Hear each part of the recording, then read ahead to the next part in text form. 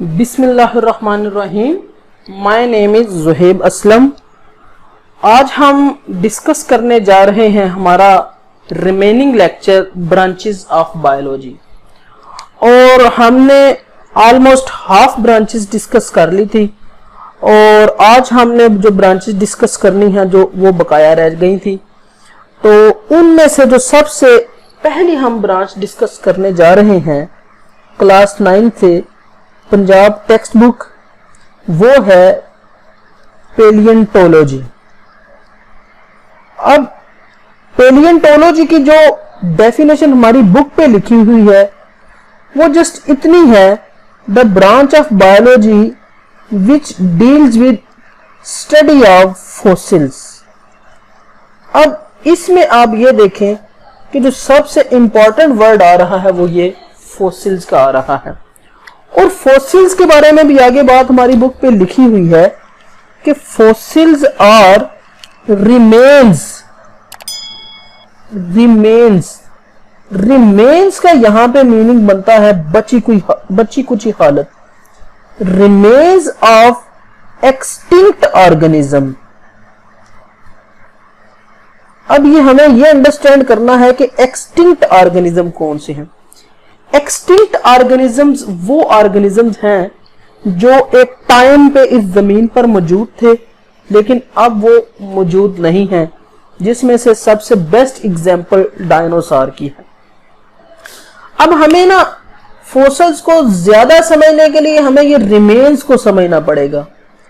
मतलब ऐसा जानवर जो अब इस जमीन पे मौजूद नहीं है उसका रिमेन्स यानी उसके बकाया जात, उसकी कोई बची कुची हालत, उसे फॉसिल्स का नाम दिया जाता है। वो बची कुची हालत बेशक वो किसी पत्थर पे उसका निशान रह चुका है, या वो समुंदर में गया है, या वो बर्फ में चला गया, और वो उसी हालत में अगर हमें मिल जाए या उसकी कोई एक हड्डी मिल जाए किसी भी जानवर की, उन्हें कहते हैं वो रिमेन्स हैं, और उन्हीं रिमेन्स को क्या नाम दिया जाता है? फॉसिल्स का नाम दिया जाता है। सो हम अंडरस्टैंड कर चुके हैं कि पेलियंटोलॉजी क्या है। मैं उम्मीद करता हूं कि आपको ये यहां तक पेलियंटोलॉजी की इंफॉर्मेशन कंप्लीट हो चुकी होगी। उसके बाद हम आगे बढ़ते हैं अपनी अगली ब्रांच की तरफ। नेक्स्ट ब्रांच है हमारी इन्वायरमेंटल बायोलॉजी। अब ये जो ब्रांचेस हैं ये as compare to previous branches बहुत ही इजी हैं। इन्वायरमेंटल बायोलॉजी, अब चूंकि ये वर्ड ही बता रहा है इन्वायरमेंटल बायोलॉजी ऐसी बायोलॉजी जिसका रिलेशन इन्वायरमेंट के साथ है, और हमारी बुक पे इसकी डेफिनेशन है It deals with the study of interaction between organisms and their environments. इसका रिलेशन है, इसकी डेफिनेशन है It deals with study of interaction between organisms and their environment. So इसमें जो important word आ रहा है वो important word है इसमें interactions के।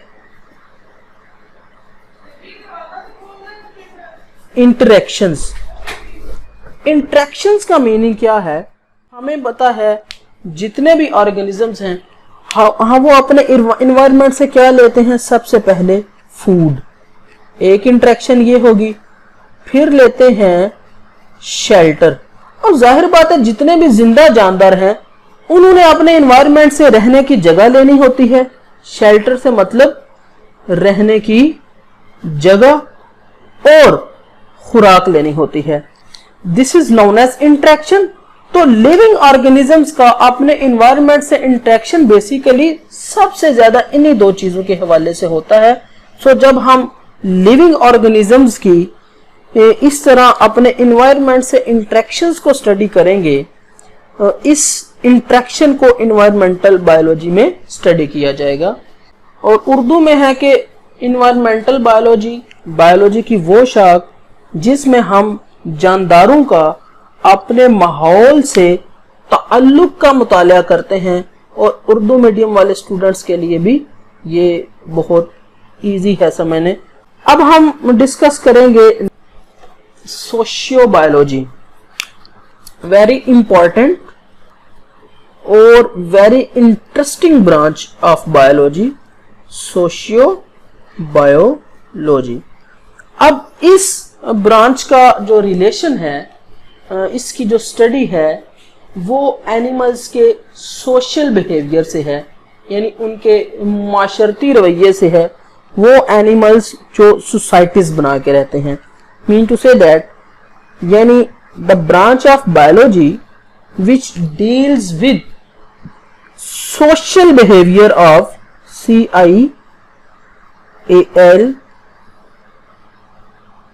behavior of social behavior of animals which make societies, ऐसे एनिमल जो सोसाइटीज बना के रहते हैं। इसकी एग्जाम्पल बड़ी इंपॉर्टेंट और इंटरेस्टिंग एग्जाम्पल है। अब हम ऐसा कौन सा जानवर देखें जो एक सोसाइटी बना के रहता है। इसमें से सबसे पहले और इम्पॉर्टेंट ऐसा जानवर है जो सोसाइटी बनाकर रहता है, हनी बी। हनी बी, ये जो शहद की मक्खियां हैं बेहतरीन सोसाइटी में ये काम करती हैं। इनका जो हनी कॉम्ब है, यानी शहद की मक्खी का जो छत्ता है, इसमें बहुत से किस्म की मक्खियां मौजूद हैं, जिसमें से सबसे पहले क्वीन बी यानी मलका मक्खी आती है। इसमें से दूसरे नंबर पे वर्कर बी यानी काम करने वाली वर्कर मक्खियां आती हैं। इनमें जो तीसरे नंबर पे ड्रोन्स यानी नखट्टू, ये मेल बीज होती हैं। और उसके बाद इनमें चौथे नंबर पे GUARDS गार्ड बीज होती हैं। अब ये एक छत्ते के अंदर ये टोटल एक सोसाइटी बनी हुई है, जिसमें से क्वीन का काम क्या है, सिर्फ रिप्रोडक्शन करना और आगे जनरेशन बनाना। वर्कर्स का काम क्या है, शहद तैयार करना। ड्रोन्स का काम, यानी ये मेल बीज हैं और ये भी, इनका काम भी रिप्रोडक्शन है। और गार्ड बीज का काम ये होता है कि ये छत्ते की हिफाजत करनी है और हर आने जाने वाली जो इसमें किसी दूसरे छत्ते की मक्खी होगी, ये उनके बारे में इंफॉर्मेशन रखती हैं और इस छत्ते पे किसी को कोई हमला नहीं करने देती। अब कितनी ब्यूटीफुल ये सोसाइटी बनी हुई है और इनका हम सोशल बिहेवियर स्टडी करते हैं, तो हम बायो की किस ब्रांच में होंगे, सोशियो बायोलॉजी में होंगे। इस तरह अगर हम बड़ी कम्युनिटी में देखें, यानी फॉरेस्ट कम्युनिटी में, इस तरह हमें नजर आएगा लायंस, मंकीज और इवन दैट कि हमें एलिफेंट्स में भी इसी तरह की सोसाइटीज मिलेंगी। लायंस में सोसाइटी में एक शेर या दो वो अपने पूरे ट्राइब यानी कबीले की हिफाजत करता है। सो ये सोशियो बायोलॉजी में इस चीज को स्टडी किया जाता है और मैं अंडरस्टैंड करता हूँ ये बड़ी इंटरेस्टिंग ब्रांच थी जिसको हमने स्टडी किया। उसके बाद हम जो नेक्स्ट ब्रांच स्टडी करने जा रहे हैं वो है पैरासाइटोलॉजी। वो है PARA, पैरा, SITOLOGY। अब पैरासाइटोलॉजी, ये डेफिनेशन बेहद छोटी मुख्तसर डेफिनेशन लिखी हुई है हमारी बुक में, उर्दू मीडियम, इंग्लिश मीडियम में। और इंग्लिश मीडियम में लिखी हुई है, this branch deals with study of parasites. सबसे इंपॉर्टेंट ये वर्ड इसमें आ रहा है, this branch deals with study of parasite. और उर्दू मीडियम में बात करें तब भी यही लिखा हुआ है, बायोलॉजी की ये शाख पैरासाइट के मुताले से मुतल्लक है। अब हमें अंडरस्टैंड करना है कि ये पैरासाइट क्या है। हमें अंडरस्टैंड करना कि ये पैरासाइट क्या है। पैरासाइट ये लिविंग ऑर्गेनिजम्स यानी जिंदा जानदार होते हैं। लिविंग ऑर्गेनिजम्स यानी ये जिंदा जानदार होते हैं जो दूसरे लिविंग ऑर्गेनिज्म के अंदर रहते हैं या उनके ऊपर रहते हैं। या हम कहते हैं उनके इनसाइड या अंदर रहते हैं, या हम कहते हैं कि उनके ऊपर ऑन साइड ऊपर रहते हैं। अब ये जब लिविंग ऑर्गेनिजम्स के अंदर या ऊपर रहेंगे और बदले में ये दूसरे लिविंग ऑर्गेनिजम्स को क्या देंगे, ये बदले में दूसरे जिन ऑर्गेनिजम्स पे रह रहे हैं ये इनको हार्म यानी नुकसान देंगे, और उस जानदार को पैरासाइट का नाम दिया जाता है। इसमें से सबसे बेहतरीन एग्जाम्पल जो आती है, जो मिसाल आती है, वो लाइसिस यानी जुओं की आती है। इवन दैट के पेट में, बच्चों के पेट में कीड़े पड़ जाते हैं जिसमें हुकवर्म्स, पिनवर्म्स, जिन्हें मलप, इस तरह के नेम दिए जाते हैं। वो क्या करते हैं, वो हमारे अंदर रहते हैं, बच्चों के अंदर रहते हैं, लेकिन क्या करते हैं, बच्चे को इतना कमजोर कर देते, उसकी सारी खुराक खुद खा जाते हैं। इस तरह बच्चा कमजोर हो जाता है। अब रह तो अंदर रहे हैं लेकिन नुकसान बहुत ज्यादा पहुंचा रहे हैं, यानी सारी खुराक खा रहे हैं, तो ऐसे जानदार को पैरासाइट का नाम दिया जाता है। और इसमें मैं एक एडिशनल बात आपको जरूर बताता चलूं कि इसको तो पैरासाइट का नाम दिया जाता है जो दूसरे जिंदा जानदार के अंदर या ऊपर रह रहा है और उसको नुकसान पहुंचा रहा है। मैं बार बार फोकस कर रहा हूं कि इस पे नुकसान इसका पहुंचाना बहुत जरूरी है अगर पैरासाइट की डेफिनेशन करनी है। तो नुकसान पहुंचाने वाला इस केस में पैरासाइट होगा, और पैरासाइट को अपने ऊपर या अंदर रखने वाला, उसको नाम होस्ट यानी मेजबान का दिया जाता है। अब हम अंडरस्टैंड कर चुके हैं कि होस्ट क्या है। वो जानदार जो पैरासाइट को अपने ऊपर या अपने अंदर रखता है और उन्हें फायदा देता है, वो होस्ट है। और पैरासाइट वो जानदार है जो किसी दूसरे जिंदा जानदार के अंदर या ऊपर रहता है और बदले में उसको नुकसान देता है, ये पैरासाइट है। और इसकी स्टडी को पैरासाइटोलॉजी का नाम दिया जाता है। मैं अंडरस्टैंड करता हूं कि आपको ये ब्रांच भी बखूबी समझ आ चुकी होगी। उसके बाद हम अपनी 2 ब्रांचेस हैं, बल्कि हमारी 3 ब्रांचेस रह गई हैं। एक इसमें ब्रांच लिखी हुई है बायोटेक्नोलॉजी, और ये थोड़ी सारी कंसेप्चुअल ब्रांच है, और चले इसको बायोटेक्नोलॉजी ही को डिस्कस करते हैं। Biotechnology, TECHNOLOGY।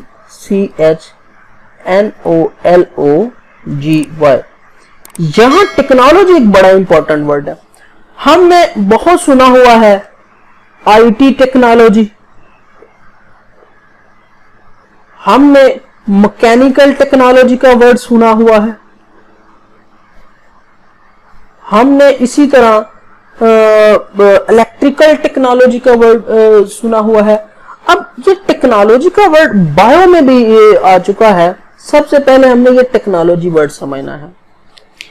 टेक्नोलॉजी, इसको डिफाइन करने के लिए, इसकी तारीफ करने के लिए हम इस तरह करेंगे कि अगर हमारे पास किसी काम को करने की एबिलिटी यानी काबिलियत आ जाती है, अगर हमारे पास किसी काम को करने की एबिलिटी यानी काबिलियत आ जाती है, तो हम कहते हैं कि हमारे पास ये काम करने की टेक्निक आ चुकी है। सो ये टेक्निक आना, इसे टेक्नोलॉजी का नाम दिया जाता है। अब सवाल ये पैदा होता है कि बायो में किस लेवल की टेक्नोलॉजी है, बायो में हम कौन सा काम कर रहे हैं। टेक्नोलॉजी को मैं दोबारा एक्सप्लेन कर, फॉर एग्जांपल हम कहते हैं ये एक चेयर है, चेयर बनानी हमारे लिए जी बहुत इजी है जी। अगर हम इसको जुबानी कलामी लेके चलें, हम कहते हैं जी हमारे लिए जी चेयर बनानी बहुत इजी है जुबानी कलामी जी। एक इसके ऊपर सीट है, इसकी 4 टांगे हैं, और इसके पास एक हम कह सकते हैं जी इसकी टेक है जी। ये हमारे पास एक चेयर बन गई। थ्योरेटिकली तो हमें पता है इसकी 4 टांगे, एक सीट और एक टेक है, जिस ये चेयर बन जाती, लेकिन प्रैक्टिकली हम इसको नहीं बना सकते। प्रैक्टिकली वही शख्स बना सकेगा जिसके पास इसको बनाने की टेक्नोलॉजी मौजूद होगी। मैं अंडरस्टैंड करता हूं कि आपको ये टेक्नोलॉजी वर्ड जरूर समझ आ चुका होगा।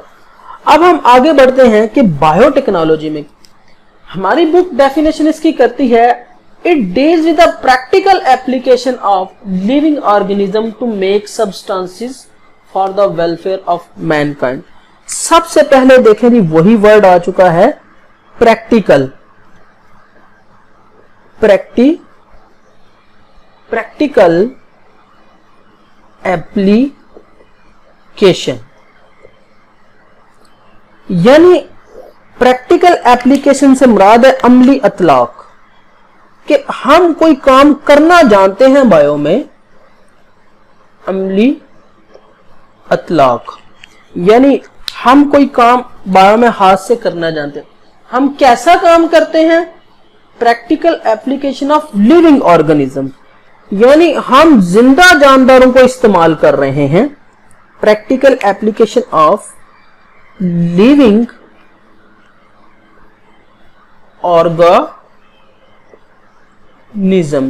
कि हम जिंदा जानदारों को प्रैक्टिकली यूज कर रहे हैं। एप्लीकेशन का मतलब यूज भी होता है। क्यों यूज कर रहे हैं? टू मेक सब्सटेंसेस, कि हम जिंदा जानदारों से सब्सटेंसेस बना रहे हैं। अब ये सब्सटेंसेस का मीनिंग क्या है? सब्सटेंसेस से मुराद ये है कि हम लिविंग ऑर्गेनिज्म से मुख्तलिफ मादाजात बनवा रहे हैं, यानी हम लिविंग ऑर्गेनिज्म से डिफरेंट केमिकल्स बना रहे हैं। अब केमिकल्स बना रहे हैं for the welfare of Mankind, कि जो इंसानियत की बहबूद यानी इंसानियत के फायदे के लिए है। तो कितनी हैरानगी की बात है कि हम लिविंग ऑर्गेनिज्म से ऐसा मटेरियल, ऐसे केमिकल्स, या आप कह सकते हैं ऐसी चीजें बनवा रहे हैं, ऐसे सब्सटेंसेस बनवा रहे हैं जो लिविंग ऑर्गेनिजम्स की वेलफेयर के लिए, यानी इनकी बहबूद के लिए, इनके फायदे के लिए जरूरी हैं। अब इसको समझने के लिए कि इसके मुराद क्या है, कि कोई एग्जाम्पल हमारे माइंड में आनी चाहिए कि हम जिंदा जानदार से ऐसा कौन सा मटेरियल बनवा रहे हैं जो हमारे फायदे के लिए इस्तेमाल होता है।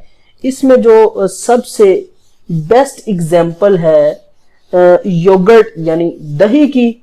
अब आपको ये पता होगा जब दही लगाई जाती है तो जो दूध होता है उसको थोड़ा सा गर्म किया जाता है, और उसको गर्म करने के बाद अंदर उसमें थोड़ा सा दही मिला दिया जाता है, थोड़ा सा दही मिला दिया जाता है।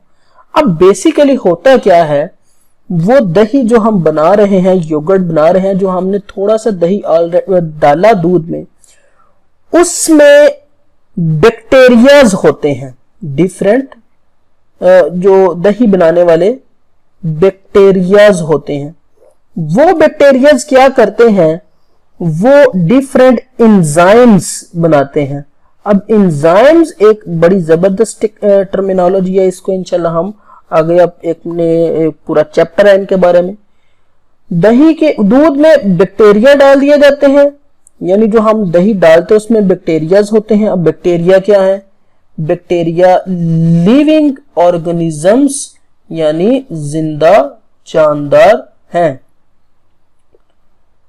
ये हम जिंदा जानदार, और वो बैक्टीरिया एंजाइम्स बनाते हैं। वो एंजाइम्स क्या करते हैं, वो दूध में मौजूद जो दूध को लैक्टिक एसिड में चेंज करके और उससे दही यानी योगर्ट बना देते।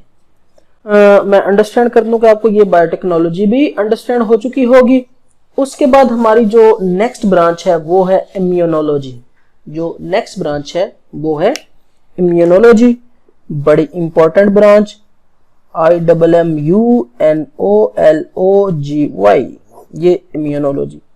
अब इसका बड़ी जबरदस्त डेफिनेशन हमारी बुक पे लिखी हुई है कि the branch of biology which deals with immune system of animals, यानी इसका जो ताल्लुक है, इसका रिलेशन है वो एनिमल्स के इम्यून सिस्टम्स के से है। अब इम्यून सिस्टम से मुराद क्या है? हमारी बॉडी के अंदर अल्लाह की जात ने एक बेहतरीन डिफेंसिव सिस्टम, मदाफती निज़ाम, एक दिफा का निज़ाम रखा हुआ है जो हमें मुख्तलिफ बीमारियों से बचाता है। और इम्यून सिस्टम के बारे में हमारी बुक में भी यही है, which defend body against invading microbes. इसका मतलब यह है कि इम्यून सिस्टम ऐसा सिस्टम है जो हमारी बॉडी को डिफेंड करता है। डिफेंड मतलब बचाता है, बचाता है। किन के अगेंस्ट बचाएगा, किन से बचाएगा हमारी बॉडी को? इन्वेडिंग माइक्रोब से। इन्वेडिंग, इन्वेडिंग मतलब फैलते हुए, माइक्रोब, माइक्रोब्स। माइक्रोब्स का अगर हम बड़ा सिंपल सा मीनिंग लें तो ये जरासीम बनता है। और हमें पता है, या जरासीम उर्दू में और इंग्लिश में हम इनको जर्म्स का नाम देते हैं। अब जर्म्स हमें पता है कौन कौन से हैं, वायरसेस जर्म्स हैं, बैक्टीरियाज जर्म्स हैं। अब फिर हमें इसको अगेन अंडरस्टैंड करना है कि इम्यून सिस्टम क्या चीज है बेसिकली। आप तकरीबन इतना तो जानते होंगे कि हमारी बॉडी में ब्लड है, और ब्लड हमारे ब्लड में 3 किस्म के सेल्स हैं। आरबीसीज यानी रेड ब्लड कॉर्पसेल्स यानी रेड ब्लड सेल्स, डब्ल्यूबीसीज यानी white blood corpuscles, white blood cells, ये और एक प्लेटलेट्स, प्लेटलेट्स। इनमें से जो हमारा इम्यून सिस्टम है वो ये डब्ल्यूबीसीज का। इम्यून सिस्टम मदाफती निज़ाम यानी दिफाई निज़ाम से मुराद बिल्कुल ऐसा ही है जिस तरह एक मुल्क की आर्मी होती है, जिस तरह हमारे पाकिस्तान की आर्मी है, जो हमें किससे बचाती है कि बैरूनी एजेंट से बचाती है, कि जो हमारी सरहदों की, हमारे मुल्क की हिफाजत कर रही है। बिल्कुल इसी तरह व्हाइट ब्लड सेल्स नाम की आर्मी हमारी बॉडी के अंदर मौजूद है। अगर फॉर एग्जांपल ये हमारी बॉडी है और इसमें ये व्हाइट ब्लड सेल्स हैं, और अगर कोई जरासीम, कोई जर्म, बैक्टीरिया जब हमारे बॉडी के अंदर एंटर होता है तो ये व्हाइट ब्लड सेल इस जर्म को डिस्ट्रॉय कर देते हैं अपने अंदर डिफरेंट केमिकल्स निकाल के। इस तरह हमारे बॉडी की ये हिफाजत हो जाती है। तो कितना खूबसूरत फिनोमेना है जिस तरह ये इम्यून सिस्टम हमारी बॉडी को डिफेंड करता है अगेंस्ट इन्वेडिंग माइक्रोब से, यानी जरासीमों से हमारी हिफाजत करता है। और इसमें मजे की बात यह है कि अगर हम खाना खा रहे हैं, सांस ले रहे हैं, हमारे जिस्म में हजारों बैक्टीरिया और वायरसेस एंटर हो रहे हैं, लेकिन अल्लाह ताला की जात ने हमारी बॉडी के अंदर डिफेंस सिस्टम यानी इम्यून सिस्टम रखा हुआ है, और ये इम्यून सिस्टम हमें उनसे बचाता है। और जब हम अपने इम्यून सिस्टम को स्टडी करेंगे तो हम बायो की जिस ब्रांच में उसे स्टडी करेंगे उसका नाम लिया जाता है इम्यूनोलॉजी। उसके बाद जो हमारी नेक्स्ट ब्रांच है वो है एंटोमोलॉजी, और बड़ी इजी सी ब्रांच है, और सबसे इजी ब्रांच यही, इसी की डेफिनेशन लिखी हुई है, एंटोमोलॉजी। ENTAMOLOGY,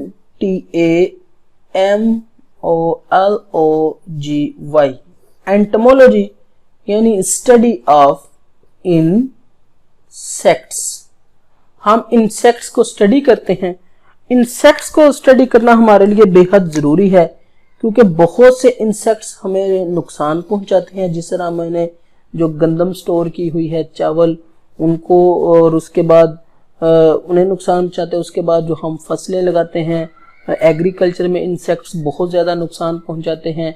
अब अगर हम इंसेक्ट्स के बिहेवियर को स्टडी करेंगे और उससे हम इंसेक्ट्स की मेंटेनेंस कर सकेंगे कि अपने फसल को बचा सकेंगे इंसेक्ट से। और इसके अलावा बहुत से इंसेक्ट्स हमारे लिए बेनिफिशियल हैं, जिस तरह शहद की मक्खियाँ, वो भी इंसेक्ट्स में आती हैं। सो जब हम इन इंसेक्ट्स की स्टडी करते हैं तो हम बायो की किस ब्रांच में होंगे? हम इम्यूनोलॉजी ब्रांच में होंगे। इसके बाद अब हमारी सबसे लास्ट ब्रांच वो है फार्माकोलॉजी। और इसकी भी बेहतरीन डेफिनेशन हमारी बुक पे लिखी हुई है, फार्माकोलॉजी। हाँ, मैं समझता हूँ कि मैं अपनी राइटिंग से आपको इम्प्रेस नहीं कर पाऊंगा, और आप समझ रहे हैं। और इसकी जो डेफिनेशन है, द स्टडी ऑफ ड्रग्स, यानी अद्वियात का मुतालिया, स्टडी ऑफ ड्रग्स। अब ये ड्रग्स नाम का लफ्ज ये कोई बहुत खतरनाक लफ्ज नहीं है कि हम अक्सर मूवीज में देखते सुनते हैं कि ड्रग्स से मुराद एक ऐसी चीज है जो नुकसान पहुंचा रही है। नो, ड्रग्स से मुराद है केमिकल्स, ऐसा केमिकल जो हमारी बॉडी के फंक्शन चेंज कर दे। अब जो हम मेडिसिन खाते हैं, these all medicine also known as drugs, क्योंकि ये ड्रग्स हमारी बॉडी का फंक्शन चेंज कर देती हैं। अब डेफिनेटली कुछ ड्रग्स का यूज गलत होता है, यानी अब्यूज यूज है, और कुछ का बेनिफिशियल यूज है। जब हम बीमार होते हैं तो हम कोई ड्रग खाते हैं तो हम ठीक हो जाते हैं, उस ड्रग को मेडिसिनल ड्रग का नाम दिया जाता है। और ऐसी ड्रग जो हम मूवीज में देखते हैं जिसका इंसान आदी हो जाता है, उन्हें एडिक्टिव ड्रग का नाम दिया जाता है। और ये ड्रग का कुछ अब्यूज यूज यानी गलत इस्तेमाल में आ जाता है, और ये अच्छे इस्तेमाल में आता है। और कुछ ऐसी ड्रग्स होती हैं जो हम मेडिसिनल पर्पसेस के लिए यूज करते हैं, मगर फिर भी वो एडिक्टिव नेचर रखती हैं अपनी। और डेफिनेशन ये बनती है, द स्टडी ऑफ ड्रग्स। मैंने आपको वर्ड ड्रग समझाया कि ड्रग ऐसा केमिकल है जो हमारी बॉडी के फंक्शन को चेंज कर देता है। और उसके बाद यह and there effects on the system of human body, और इन ड्रग्स का हमारे जिस्म पे यानी इंसान के जिस्म पे असरात, इसकी स्टडी किस में की जाती है? फार्माकोलॉजी में की जाती है। यानी उर्दू मीडियम के स्टूडेंट्स के लिए अद्वियात का मुतालिया और इंसानी जिस्म पे इसके असरात फार्माकोलॉजी कहलाता है। और मैं अंडरस्टैंड करता हूँ कि आपको ये लास्ट वाली ब्रांच भी समझ आ चुकी होगी। उम्मीद है कि आपको ये लेक्चर और ब्रांचेस के तीनों लेक्चर्स जो मैंने पार्ट 1 बनाया वो बहुत डिटेल का था, पार्ट 2 बहुत ज़्यादा डिटेल का था, पार्ट 3 में इतनी डिटेल नहीं थी, और ये पॉसिबल डिटेल थी, मैंने बता दी। और मैं आपसे एक रिक्वेस्ट करता हूँ कि मैंने ये जो आपको समझाया है, आप ये जो समझाया कि कमेंट में ये ज़रूर मेंशन कीजिएगा कि ये आपको कैसा लगा है लेक्चर, ताकि फर्दर भी हम अपने इन लेक्चर्स में इम्प्रूवमेंट कर सकें। इंशाल्लाह मिलते हैं अगले लेक्चर में, तब तक के लिए अल्लाह हाफिज़, अल्लाह निगहबान।